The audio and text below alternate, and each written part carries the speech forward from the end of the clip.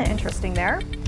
I wonder how many flights are going to be impacted this weekend. I know, Brad, we got a lot of video from Charlotte Douglas on Sunday showing them trying to like de-ice those planes. Yeah. So are you seeing a lot of ice with this next round here? Not with this setup. So I don't think this is not going to be as big an impact on our area. This is kind of more of a nuisance type setup. And for some folks, it may be kind of nice. Just a few snow flurries. One area that's going to love to see snow would be downtown Blowing Rock. Winterfest next weekend. So we've got snow on the ground in the mountains. It might stay there all the way through next week. I'm actually going to be up in this very location doing a snowmaking demonstration next week. So come up there and check it out next Friday and Saturday. Always a great event. And usually the weather doesn't cooperate. This year, I think we'll actually have some winter weather for Winterfest up in Blowing Rock. There's the cold front sweeping in. Boy, there's a lot of rain with this and a rare winter storm watch for the eastern part of North and South Carolina.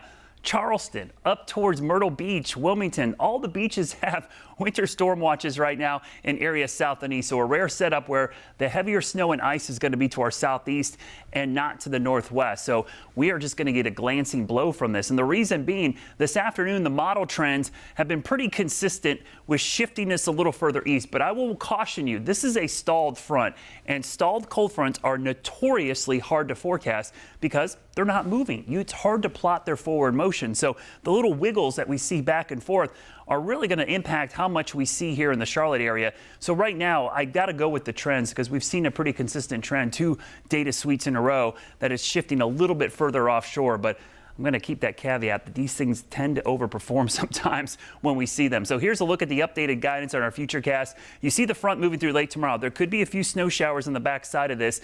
And probably the biggest concern Friday morning will be temperatures Thursday night drop down below freezing.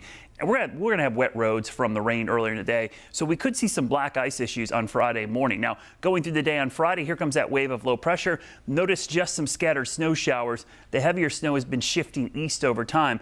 But again, we're talking the difference of 25 to 30 miles. So in the grand scheme of things, I know it seems really dramatic for us because we're right on that line, but in the overall, atmosphere, that's actually pretty narrow. So that's not a huge change overall. It just impacts us more. And the cold temperatures are going to be the big story. I do think we will see some snow flurries at the very least. So probably a trace to an inch is looking more likely for our area as we go through Friday. So the bottom line is rain tomorrow, Friday morning, maybe a light mix, some icy spots because we stay below freezing all day on Friday. Friday afternoon, evening, maybe some snow showers, trace to 1 inch for most areas, but stay tuned, because this is likely going to change as we get closer to the event. Right now, I've pushed most of the heavier totals off to the east because of that shift. So a trace to 1 inch for Charlotte, 1 to 2 off to the east. The heavier amounts towards the coast. In fact, big ice storm potential for the Grand Strand. You see the travel impacts because the ground is going to be so cold and the air.